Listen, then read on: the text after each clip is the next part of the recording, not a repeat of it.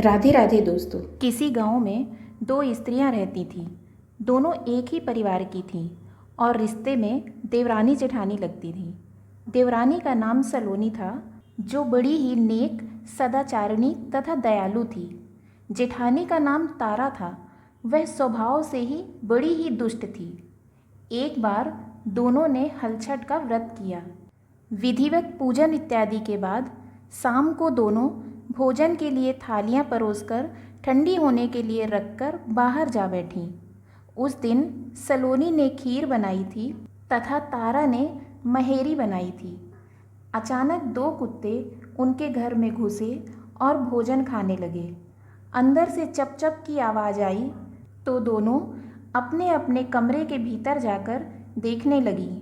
सलोनी ने कुत्ते को खीर खाता देखा तो कुछ नहीं बोली तथा बर्तन में बची हुई बाकी खीर भी उसके आगे डाल दी। लेकिन तारा थाली में मुंह मारते कुत्ते को देखते ही आग बबूला हो गई।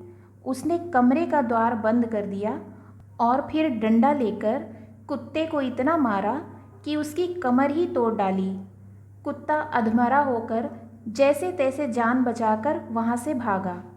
दोनों कुत्ते जब बाहर मिले तो एक दूसरे का हालचाल पूछने लगे। जो कुत्ता सलोनी के यहाँ गया था बोला, मैं जिसके कमरे में गया था वह स्त्री तो बड़ी भली है। मुझे खीर खाता देखकर भी उसने कुछ नहीं कहा, बल्कि बर्तन में खीर खत्म हो जाने के बाद उसने उसमें और खीर डाल दी ताकि मैं भरपेट खा सकूं। उसने तो मेरी आत्मा ऐसी तृप्त की है कि मैं उसे बार बार आशीर्वाद दे रहा हूँ।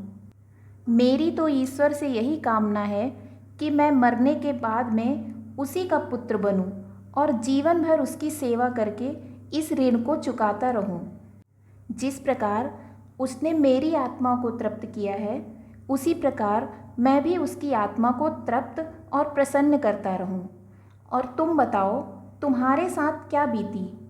लगता है तुम्हारी तो बहुत पिटाई हुई है।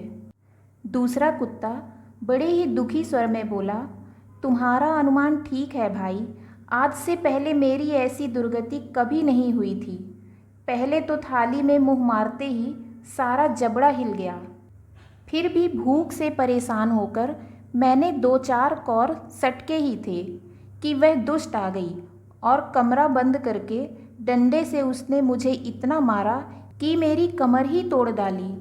मैं तो ईश्वर से यही प्रार्थना करता हूँ कि अगले जन्म में मैं उसका पुत्र बनकर उससे बदला चुकाऊँ।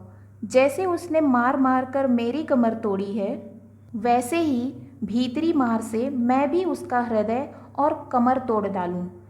कहते हैं कि बेजुबान की बद्दुआ बहुत बुरी होती है।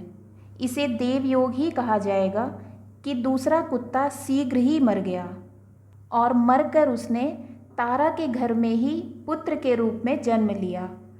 पुत्र रत्न पाकर तारा बहुत खुश हुई।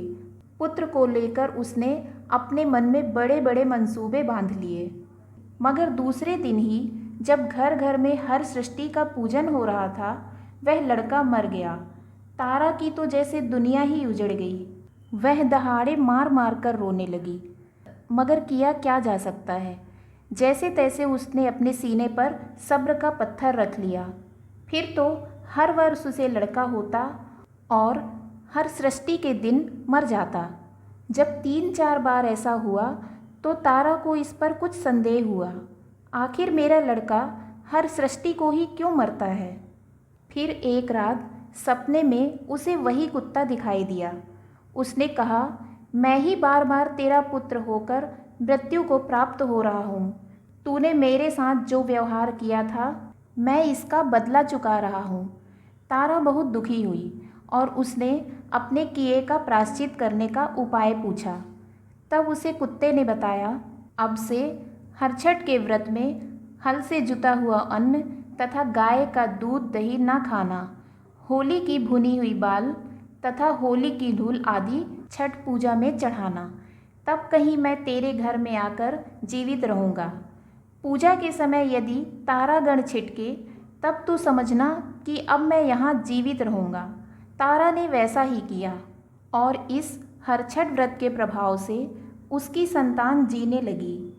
तभी से संतान कामना और सुख सौभाग्य के लिए यह व्रत किया जाता है। जय छठ मैया।